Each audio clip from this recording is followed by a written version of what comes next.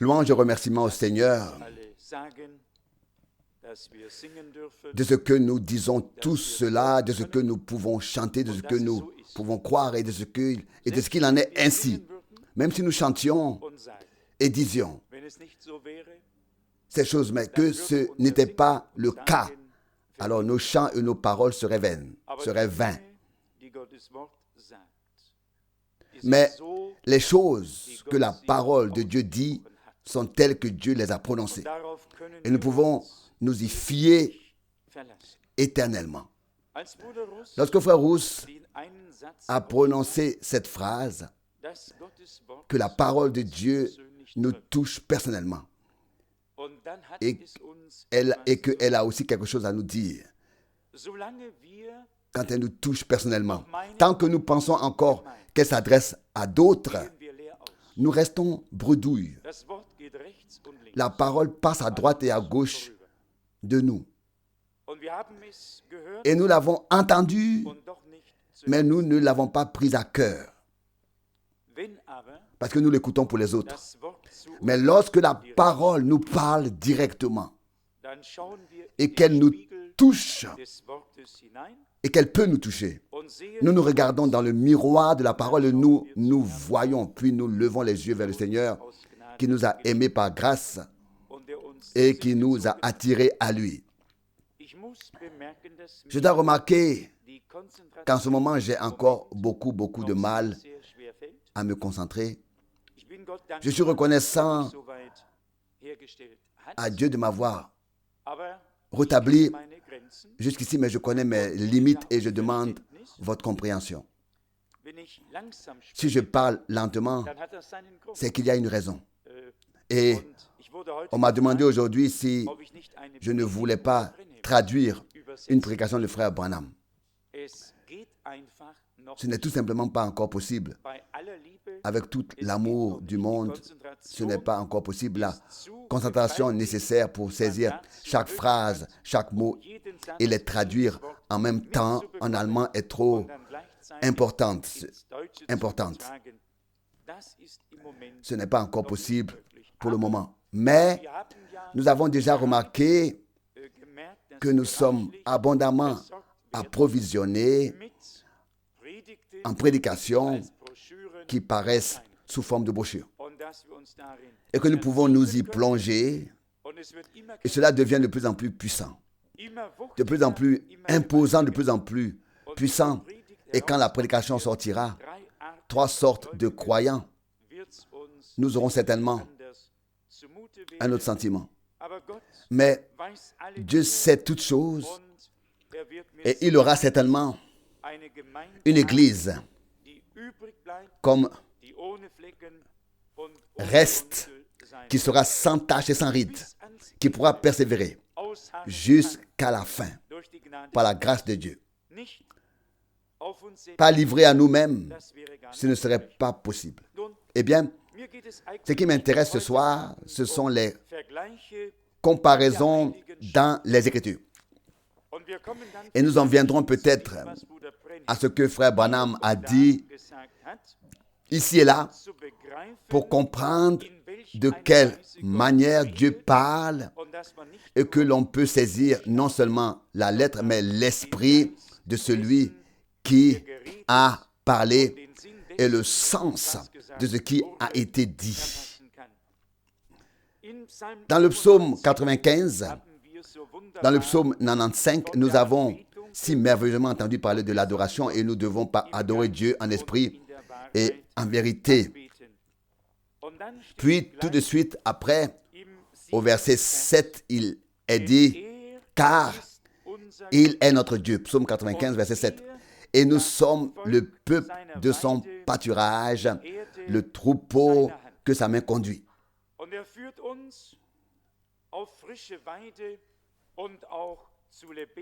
Il nous conduit vers de frais pâturages et aussi vers de l'eau vive et qu'il le fasse ce soir par grâce. Ce n'est pas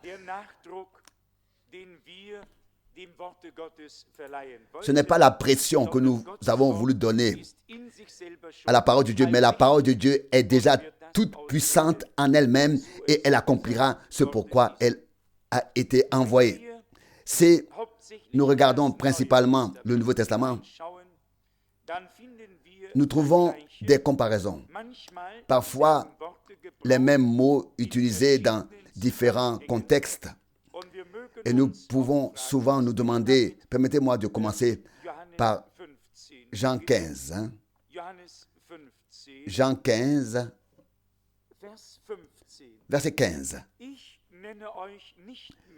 Je ne vous appelle plus serviteur, car le serviteur ne comprend pas les actions de son maître.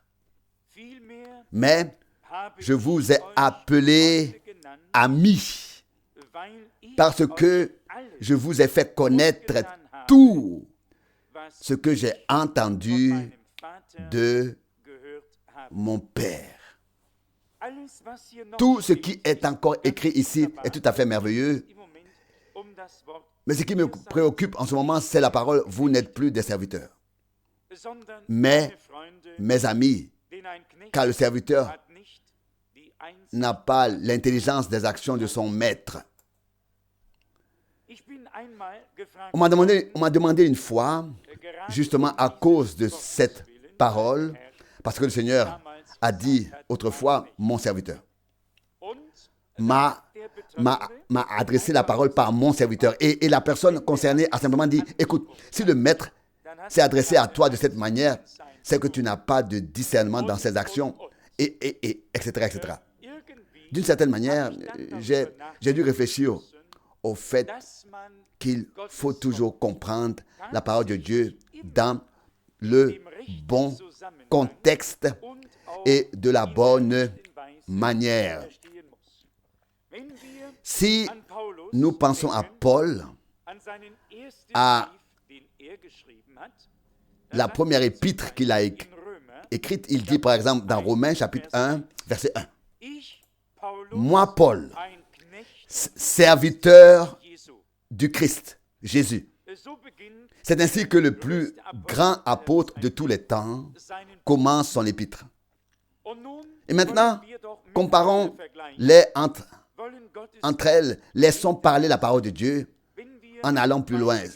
Ce n'est certainement pas la seule épître qui commence ainsi, mais il y en a plusieurs qui commencent de la même manière. Et il conclut même, ou est-ce dans la lettre aux Philippiens, peut-être il y inclut même son confrère Timothée, et il est dit ici, Philippiens chapitre 1, verset 1, nous, Paul et Timothée, serviteurs du Christ Jésus, nous saluons tous les saints en Jésus-Christ qui sont à Philippe, etc., etc. Nous pourrions en fait ouvrir de nombreux passages bibliques, et notamment celui-ci, Dieu ne fait rien sans révéler ses secrets à ses serviteurs, les prophètes. Et nous pourrons ouvrir l'épître aux Galates et y lire que tant qu'un fils est mineur, il y a une différence entre lui et un serviteur. Et là encore, c'est le même mot que dans Jean 15. Il faut donc faire très attention au contexte et à la manière dont une parole de Dieu a été utilisée. Faire attention comment est-ce que la parole de Dieu est utilisée. Où se trouve-t-elle? Ici, par exemple, Galates 4, verset 1. Galates 4, verset 1.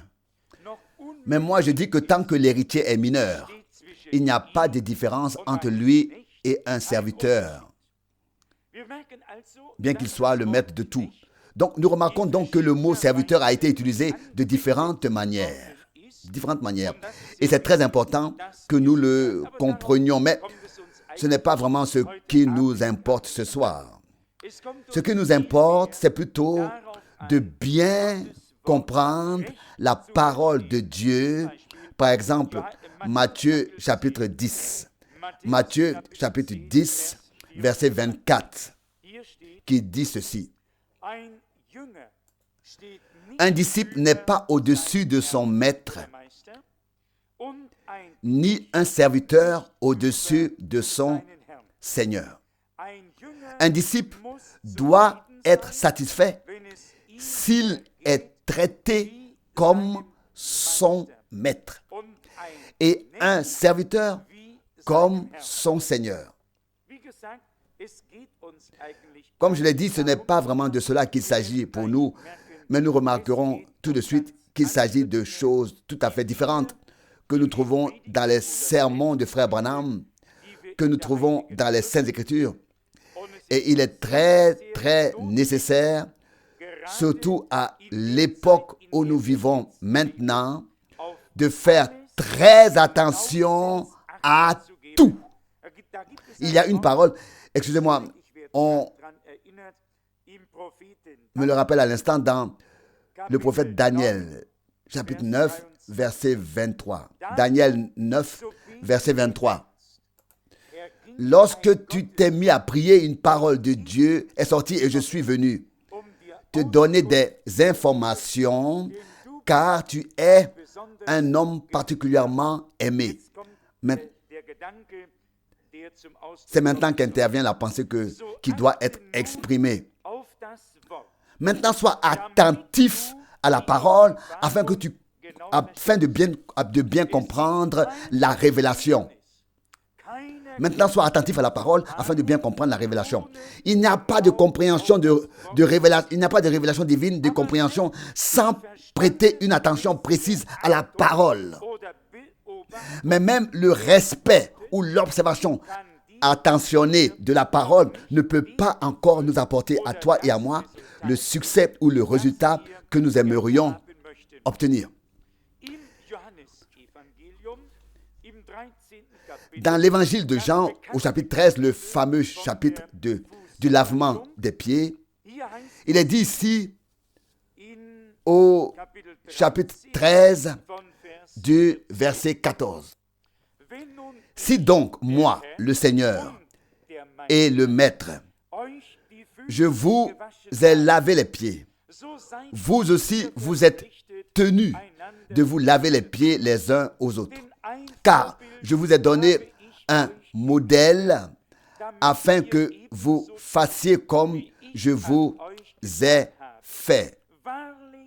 En vérité, je vous le dis. Le serviteur n'est pas plus grand que son Seigneur, ni l'apôtre plus grand que celui qui l'a envoyé.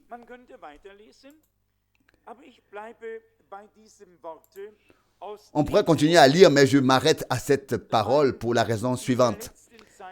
Parce que ces derniers temps, on a très souvent entendu l'expression « nous restons, nous demeurons dans l'enseignement des apôtres ».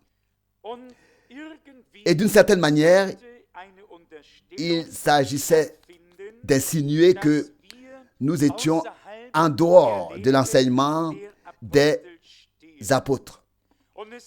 Et cela peut peut-être donner cette impression quelque part et d'une manière ou d'une autre. Mais si nous prenons le témoignage global des Saintes Écritures, nous constaterons que nous sommes trouvés au milieu de la volonté et de la parole de Dieu. Si l'on devait maintenant poser très humblement et très simplement la question: où Paul a-t-il enseigné le lavage des pieds? L'un et l'autre devraient alors dire: oui, s'il vous plaît, un instant, je ne sais pas. Ce pourrait être la réponse.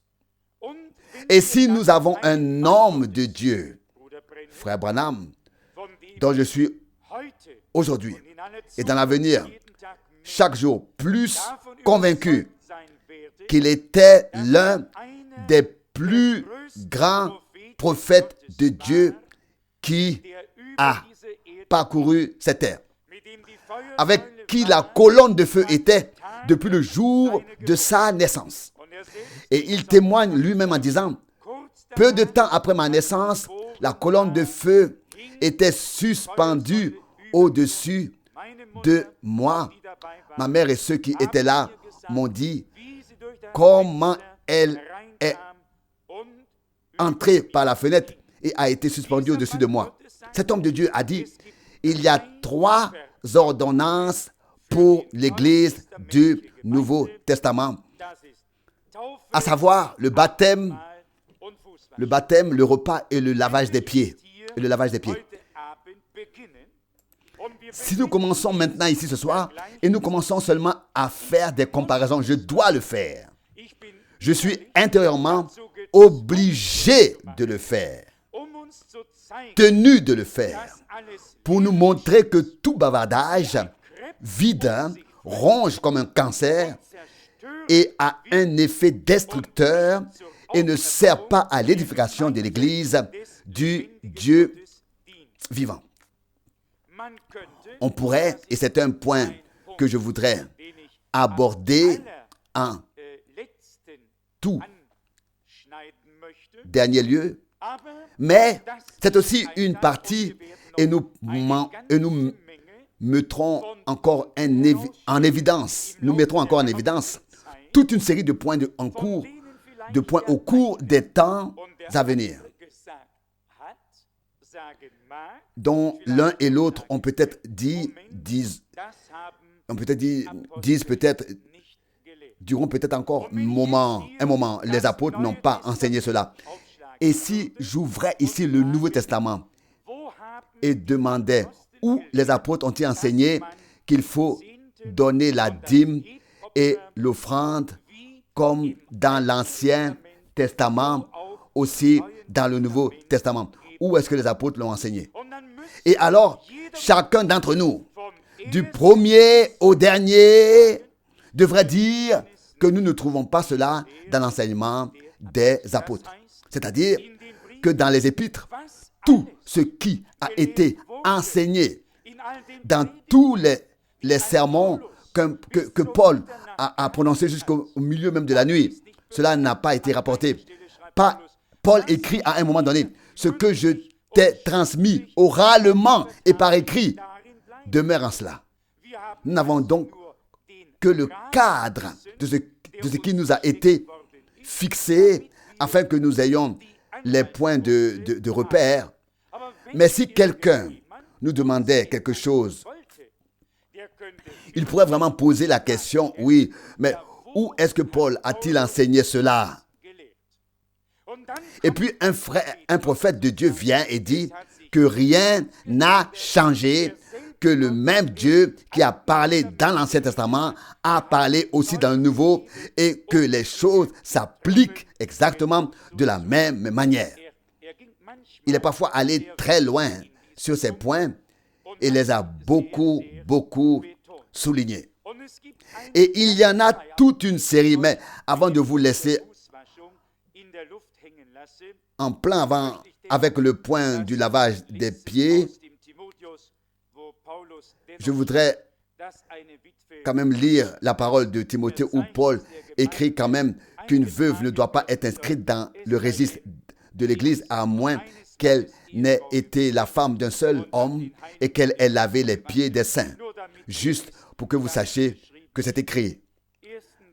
1 Timothée 5 du verset 9.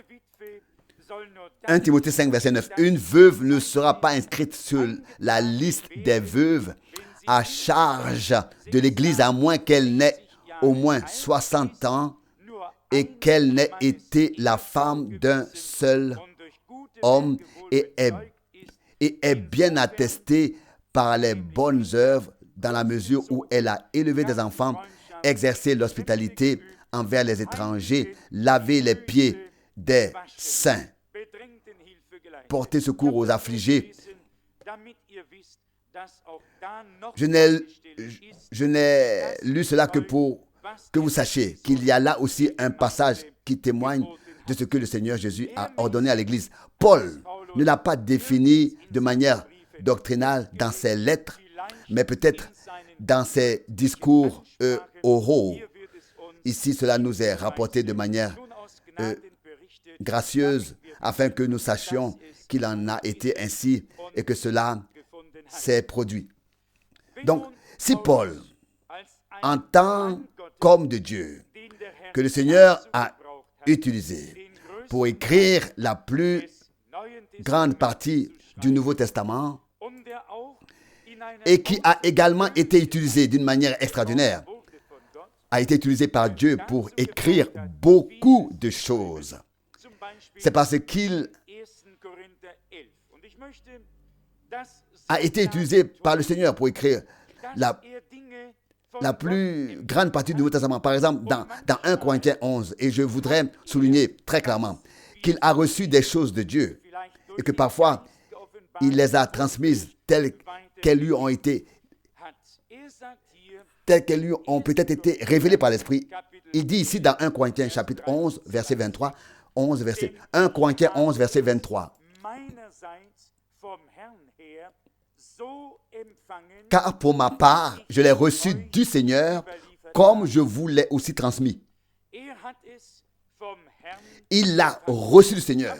Et c'est de cette manière, telle qu'il a reçu, qu'il a transmis. Mais il y a des points qu'il n'a pas reçus avec cette clarté, ou peut-être pas comme une révélation. Et si je le dis ainsi ici ce soir, ce n'est pas moi, j'espère, d'une voix trop forte. J'espère pas d'une voix trop forte, mais il y a des choses qu'il a dites de lui-même. Nous le constaterons encore, en particulier dans 1 Corinthiens 7. Ici, dans le passage de 1 Corinthiens 14, du verset 34. 1 Corinthiens 14, verset 34. C'est ce qu'il dit, par exemple, en ce qui concerne les femmes. Et c'est de toute façon un sujet. J'aimerais vraiment qu'il n'existe pas du tout. Mais je me demande alors pourquoi cet homme de Dieu a abordé ce point précis encore et encore pendant 35 années consécutives. Et nous vivons à une époque où il y a une commission des droits de l'homme, où il y a une commission des droits de la femme.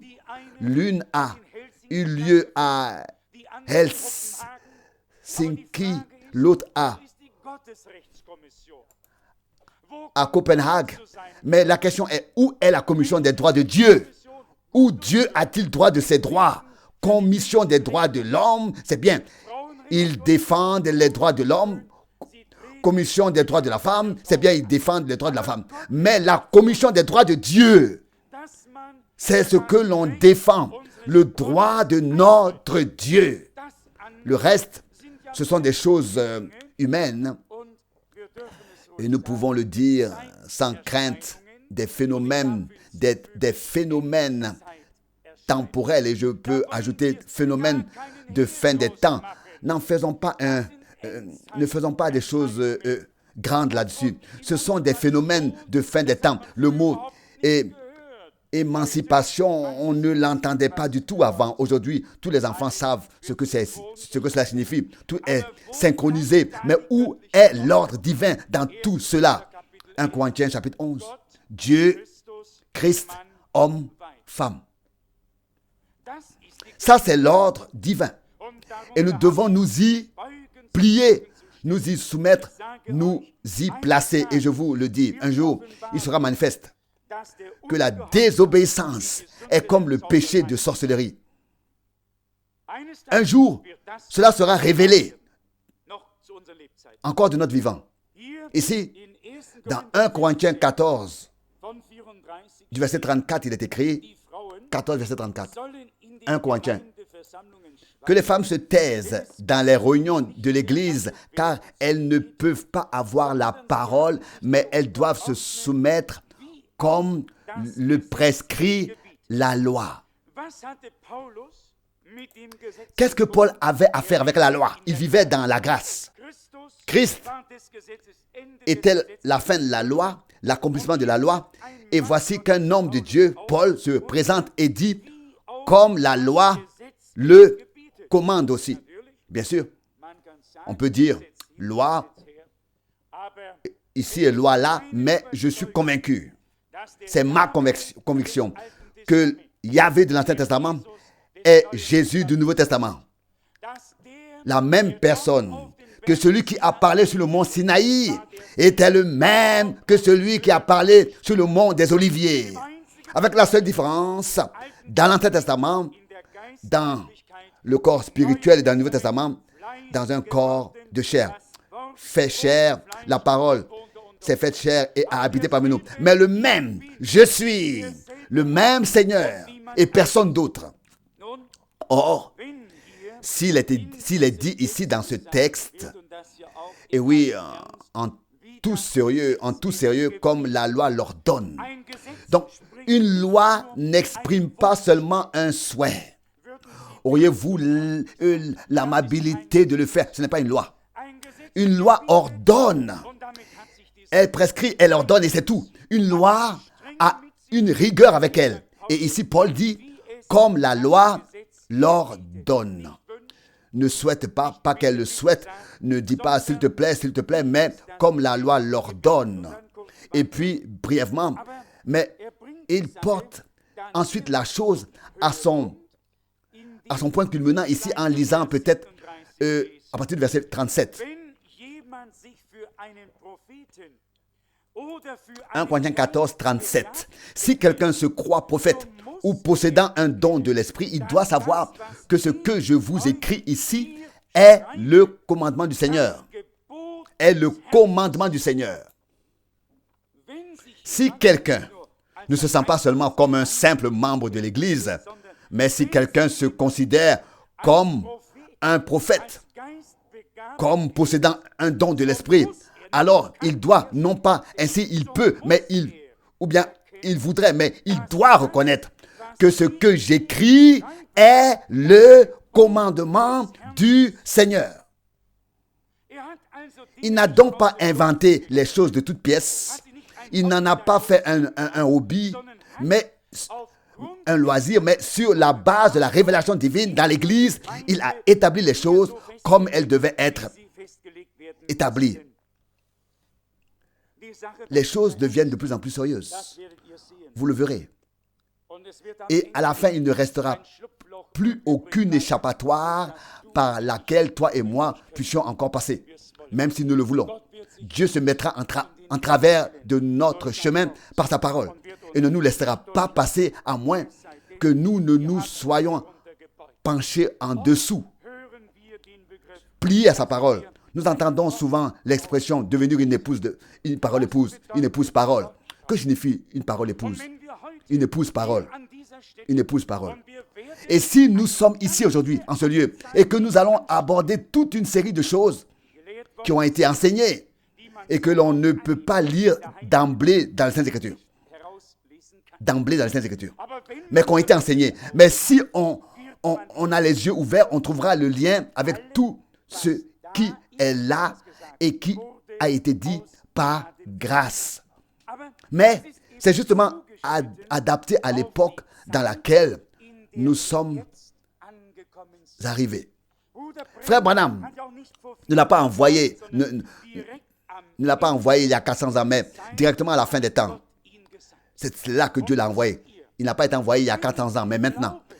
Et vous savez, si nous croyons que les passages bibliques qui se référaient à son ministère sont arrivés à leur accomplissement, alors nous n'avons qu'à lire clairement et lentement le chapitre 3 des Actes des Apôtres, au verset 21.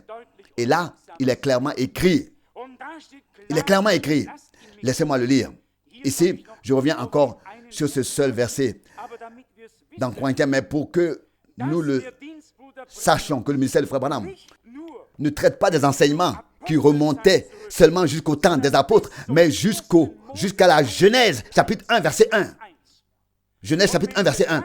Et si nous ne comprenons pas cela, alors nous ne comprendrons pas le message. Ici, dans les Actes des Apôtres, au chapitre 3, se référant à notre Seigneur et Sauveur, se trouvent ces paroles. Actes des Apôtres 3, verset 21.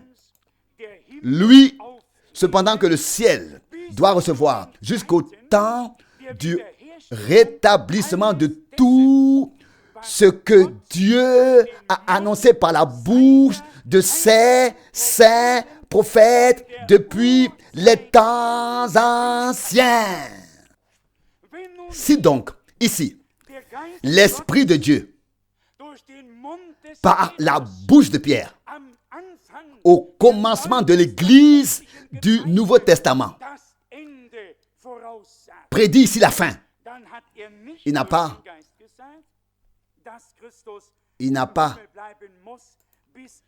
pas dit ouin par l'Esprit que Christ doit demeurer dans le ciel jusqu'à ce que toutes choses soient rétablies comme elles l'ont été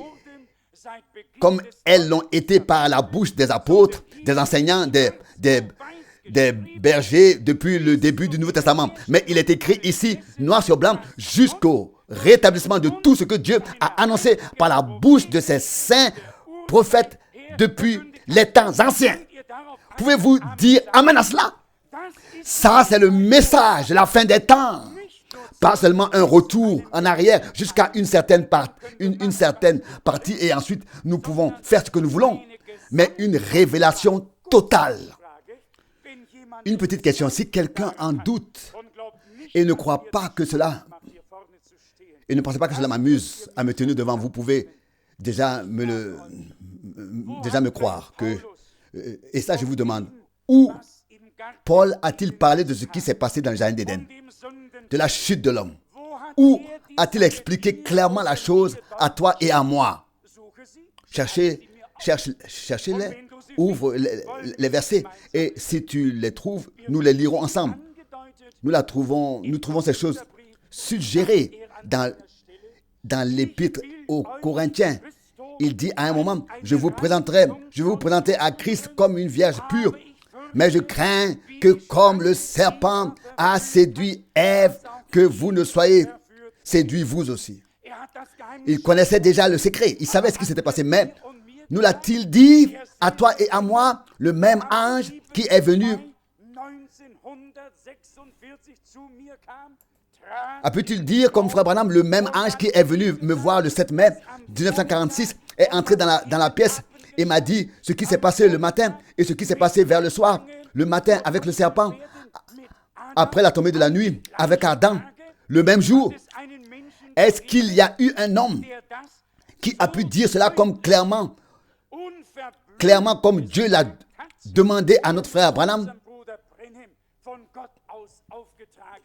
comme Dieu a chargé frère Branham de le dire? Avez-vous vu Paul ou Pierre ou même parmi les prophètes? Dieu n'a-t-il pas dit que les choses devaient rester fermées et scellées et cachées jusqu'au temps de la fin? Jusqu'au temps de la fin? Ensuite, elles seront révélées.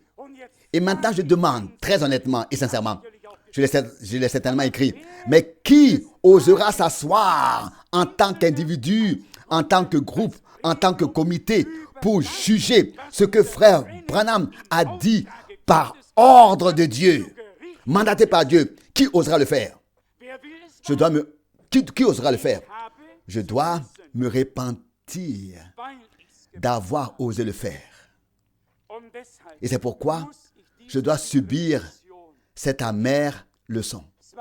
Il y avait des choses qui ne me semblaient tout simplement pas très directes. Je n'avais pas la lumière là-dessus et je voulais dire jusqu'à ce que beaucoup pensent aujourd'hui. Et je les comprends. Je ne suis pas là pour juger. Si quelqu'un vient et dit ils sont restés dans l'enseignement des apôtres, et cela va si loin que l'on dit, même si un ange descendait du ciel et prêchait un autre évangile. Et soudain, on dit déjà, mais ce n'est pas l'évangile que nous avons entendu depuis que nous sommes croyants. Depuis que nous sommes croyants, nous n'avons pas du tout entendu ces mystères. Notre compréhension n'était pas du tout ouverte. Les sceaux n'avaient pas encore été brisés et le contenu n'avait pas encore été révélé. Qui sommes-nous au juste? Avons-nous compris l'époque dans laquelle nous vivons et la parole que Dieu nous a adressée? Et l'on peut citer les passages bibliques les plus pieux et pourtant passer à côté de ce que Dieu fait vraiment maintenant. Mais vous savez, ce n'est pas la première fois. Quand l'ennemi est venu à Ève, il a pris 99% de la parole de Dieu. 99% de la parole de Dieu. Il savait très bien ce qui était écrit. Eh bien, il a ajouté quelque chose à ce qui était écrit. Et c'est là que résidait toute l'affaire, toute la séduction. Et il y a maintenant un autre verset dans 1 Corinthiens, chapitre 14, et plus précisément le verset 38. 1 Corinthiens 14, 38. Mais si quelqu'un ne veut pas le reconnaître, lui non plus ne sera pas reconnu. Une parole très sérieuse. Pourquoi? Parce que Paul a exprimé un commandement du Seigneur. Il n'a pas seulement écrit une lettre, mais c'est ici, dans cette lettre, que se trouve la révélation.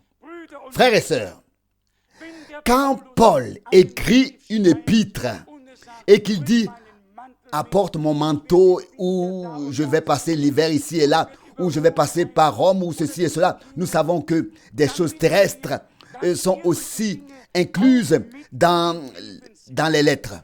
Mais lorsqu'il énonce ici un commandement du Seigneur, alors ce n'est pas Paul qui parle, mais c'est Dieu qui parle par Paul, qui ordonne directement et qui commande. Et ces choses doivent être prises en compte et suivies et mises en pratique. En particulier, si nous examinons 1 Corinthiens 7, vous savez, vous serez étonnés du nombre de fois où Paul dit de lui-même, ça c'est moi qui le dis, pas le Seigneur. Et tout à coup, il dit, ce n'est pas moi qui le dis, mais ça c'est le Seigneur qui le dit. Ici, à vos demandes, je réponds de telle ou telle matière, et il répond aussi aux questions qui lui ont été posées par écrit. Et puis, nous arrivons au verset 7, 1 Corinthiens 7, verset 7. Je voudrais certes que tous les hommes fussent comme moi, mais chacun a en cela un don particulier de Dieu, l'un d'une manière, l'autre d'une autre. Maintenant, le verset 8. Mais aux célibataires et aux veuves, je dis,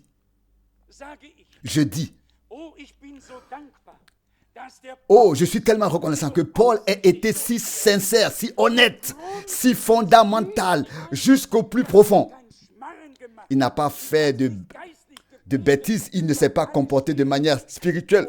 Au-dessus de tout, là où il a parlé, il a dit, et là où Dieu a parlé, ou là où Dieu parlait, il le disait aussi. Il n'était pas aussi pieux que le sont de nombreux prédicateurs aujourd'hui. À travers eux, seulement Dieu parle encore et toujours, et toujours, et toujours. Eux-mêmes ne sont plus là. Ils n'ont jamais parlé d'eux-mêmes, n'est-ce pas? On ne les entend plus du tout. Peut-être que c'est le contraire, qu'on entend qu'eux et qu'on n'entend pas du tout Dieu parler par eux. Car cela peut aussi arriver. Paul dit ici, mais aux célibataires et aux veuves, je dis, ils font bien de demeurer comme je le dis, comme je le suis, moi aussi. Mais s'ils ne peuvent vivre dans l'abstinence, qu'ils se marient, car mieux vaut vivre dans le mariage que de s'enflammer. Quant à ceux qui sont mariés, j'ordonne. Vous lisez tous avec moi? Vous lisez tous avec moi? Ici, il est subitement, tout de suite stoppé. Il est stoppé. Quant à ceux qui sont mariés, j'ordonne, non pas moi. Il dit j'ordonne, non pas moi, mais le Seigneur. Est-ce que vous remarquez la différence? Pas moi, mais le Seigneur. Et ensuite, il exécute, il écrit ce que le Seigneur ordonne. Ensuite, le verset 12. Verset 12. Quant aux autres, c'est moi qui le dis et non le Seigneur. Pour une fois, soyez sincères. Vous aussi, frères, qui participez au service de la parole. Et vous tous, où que cette bande puisse aller, qui aurait été aussi honnête et aussi sincère que ce Paul? Un si grand homme de Dieu. Il dit ici, quant aux autres, c'est moi qui le dis et non le Seigneur. En disant cela, il s'est totalement dévoilé. Il a ainsi exprimé, ce n'est pas le Seigneur qui parle à travers moi, maintenant c'est moi qui parle. Mais vous savez, je préfère un homme qui est illuminé par le Saint-Esprit, parle et dit, bon, ça c'est moi qui le dis, plutôt qu'un homme qui dit ainsi dit le Seigneur et que ce n'est pas le cas, ce n'est pas ainsi dit le Seigneur. Ainsi, et que ce n'est pas ainsi. Alors nous savons toujours exactement en quoi nous en tenir. Et s'il est vraiment écrit ici aux autres, c'est moi qui le dis. C'est moi qui le dis. C'est moi qui le dis et non le Seigneur. Je le dis même de moi-même, mais pas le Seigneur. Oh, quelle confession de foi est faite ici. Et cela va encore beaucoup, beaucoup plus loin. Au verset 25. Le verset 25. Mais pour ce qui est des filles, je n'ai pas de commandement explicite du Seigneur, mais j'exprime mon propre point de vue.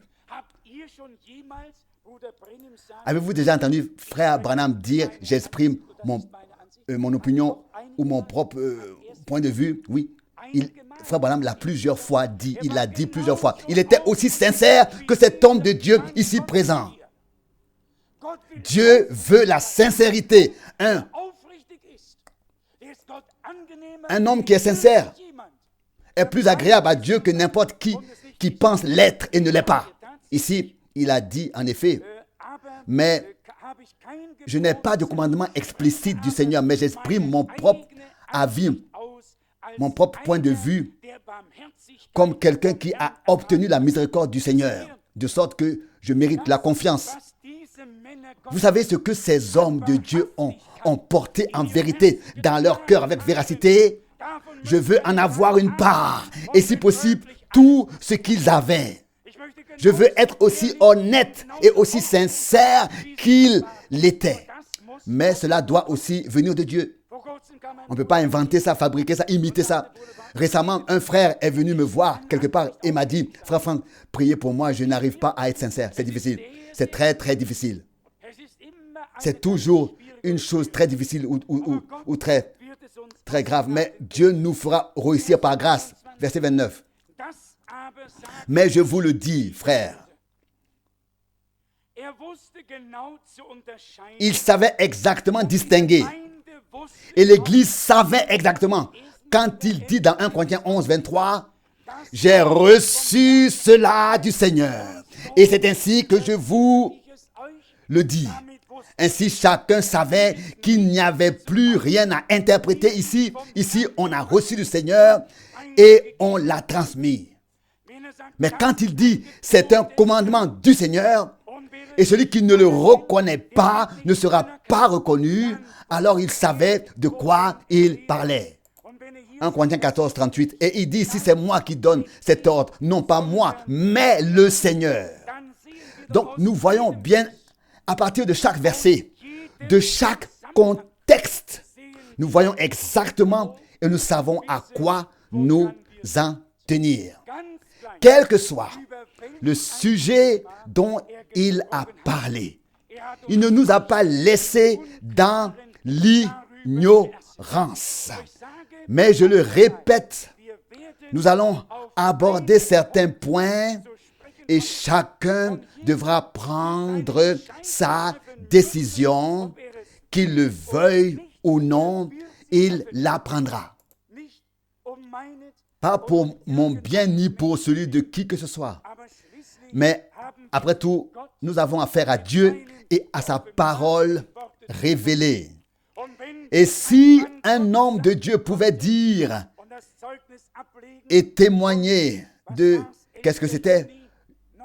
Le 11 juin 1933, qu'environ 4000 personnes étaient présentes lorsque quelques 100 ont été baptisés dans la rivière Ohio et que la voix a retenti, comme Jean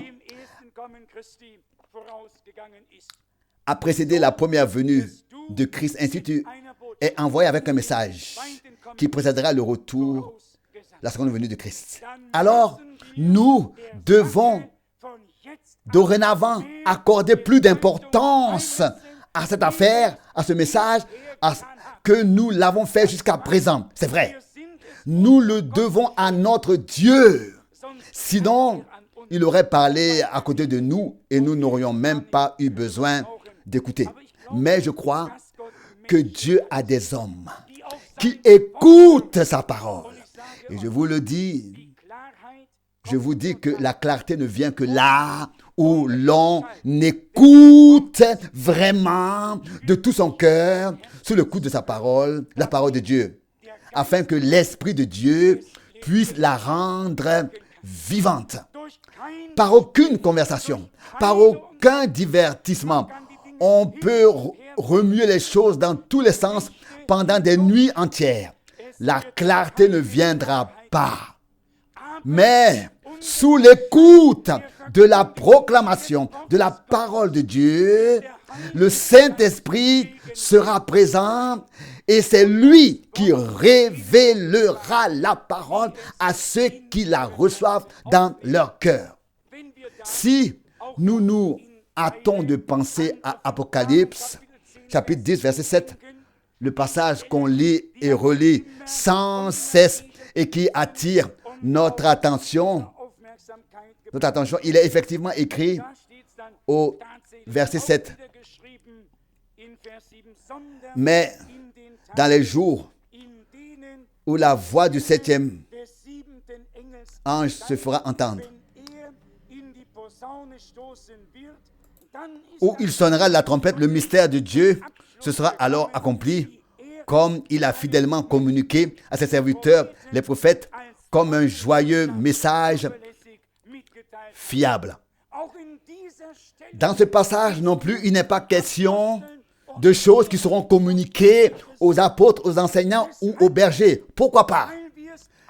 Parce qu'en fait de compte, nous n'avons pas seulement affaire à de l'enseignement, à de l'évangélisation, pas seulement à de l'enseignement, mais à une prophétie biblique qui s'accomplira.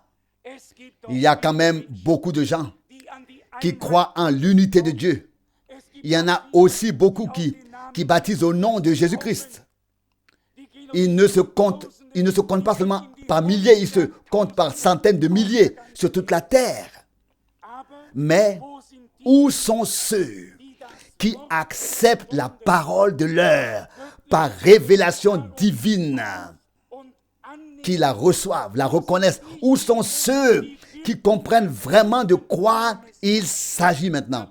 Bien sûr, on peut réveiller tous les chiens, puis ne plus savoir où l'on en est en utilisant des passages bibliques pieux, mais pas dans le bon contexte, en les utilisant, mais pas dans leur bon contexte. Je commande ce soir à tous ceux qui se réfèrent au ministère de Frère Branham d'utiliser les passages qui s'appliquent à son ministère lorsqu'il parle de son ministère, ou qu'ils se taisent. Il ne peut plus en être autrement. Nous ne pouvons pas rouler sur deux rails en même temps. Et nous pouvons encore faire un pas de plus. Tout cela n'est qu'une introduction aux choses. Mais du prophète Malachie, nous l'avons entendu maintes et maintes fois. Savez-vous qu'il est plutôt écrit, voici, ou sachez que je vous envoie le prophète Élie. Il y a encore un verset avant. Et je suis très reconnaissant à Dieu que ce verset soit aussi écrit. Malachie 4, verset 4, verset 5. Malachie 4, verset 4. Souvenez-vous de la loi de Moïse, mon serviteur, à qui j'ai prescrit en Horeb des ordonnances et des lois pour tout Israël. Sachez bien, je vous envoie, Élie le prophète, avant que le jour de l'Éternel arrive, ce jour grand et redoutable. Verset 6, il fera retourner le cœur des pères vers les fils et le cœur des fils vers leurs pères, de peur que je ne vienne et ne frappe le pays de malédiction. Avant que la promesse du dernier prophète ne soit donnée, il est ici fait allusion par l'Esprit dans la parole prophétique à ce que Dieu a dit à Moïse et par Moïse. Et c'est pourquoi Frère Branham a toujours souligné que maintenant, dans les derniers temps, tous les mystères sont révélés depuis Genèse jusqu'à l'Apocalypse. Ou n'est-il pas le cas? Ou n'est-ce pas le cas? Nous l'avons-nous pas lu dans toutes ces prédications? Et qui viendra dire, oui, mais que ce qu'il dit là n'est pas en accord avec l'enseignement des apôtres. Oh Dieu, aide-nous et fais-nous grâce de tenir notre langue en bride. Car un jour, il sera trop tard. Nous aurons franchi la ligne et nous n'aurons pas compris que nous n'avons pas affaire à un homme, mais à Dieu lui-même, qui a parlé à travers cet homme, comme ainsi parle le Seigneur. Et je l'ai entendu dire, et c'est enregistré, et sans doute imprimé. Il a dit, je me méfierais et que je n'oserais pas dire, ainsi parle le Seigneur. À moins que le Seigneur ne m'ait d'abord parlé réellement et ne me l'ait révélé. Il dit que pour rien au monde, quelqu'un ne pourrait me faire dire ainsi parle le Seigneur.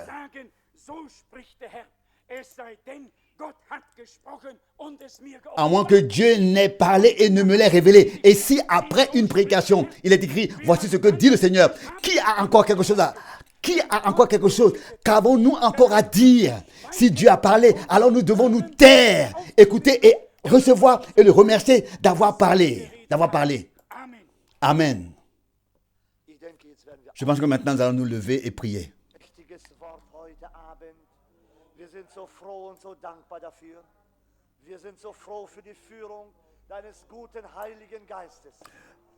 Parole importante, puissante ce soir. Nous sommes si heureux et si reconnaissants pour cela. Nous sommes si heureux pour la direction de ton bon Saint-Esprit, de la conduite, pour la direction. Alléluia. Tu as donné la grâce de parler. Tu nous as donné la grâce d'entendre, Seigneur. Et ainsi nous sommes bénis, Seigneur, par ta sainte parole, Seigneur. Et je suis si heureux, Seigneur. Et je crois que nous tous, Seigneur, nous sommes si heureux et si reconnaissants, Seigneur, que tu aies parlé de cette manière, que tu aies utilisé mon frère, que tu l'aies béni.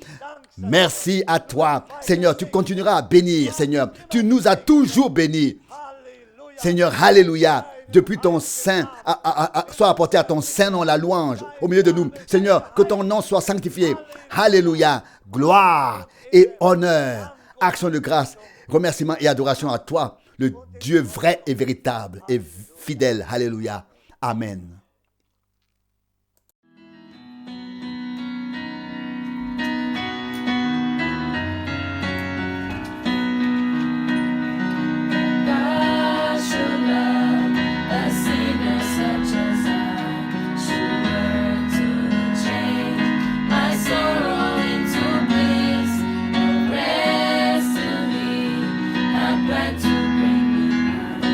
How wonderful